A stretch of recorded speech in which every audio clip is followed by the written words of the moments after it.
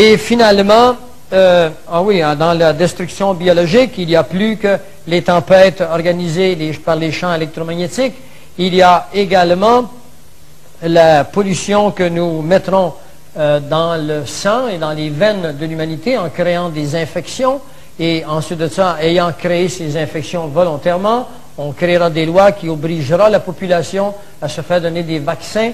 Et dans ces vaccins, il y aura tout ce qu'il faut pour que vous puissiez être contrôlé. On introduira dans ces vaccins des cristaux liquides.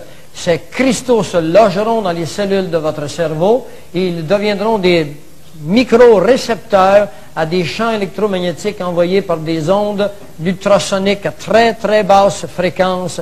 Et avec ces ondes à très basse fréquence, on pourra vous empêcher de penser. On pourra faire de vous des zombies.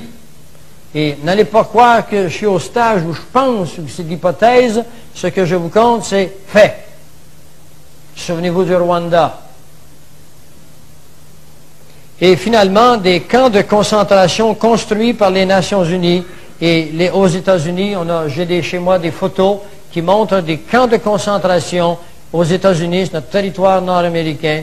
Et dans ces camps de concentration, on recevra ceux-là parmi vous qui ne voudront pas être d'accord avec la définition du nouveau citoyen. Il y a aux États-Unis tout près de 25 petites villes souterraines. Les unes ont des tunnels souterrains avec des 100 000 de long. Est-ce que vous savez qu'en dessous de la bâtisse à Washington, la Maison-Blanche, il y a 17 étages en dessous, et au dernier étage, il y a des liaisons, et ça n'entre pas qui veut par là. C'est parce que Washington s'attend à des événements.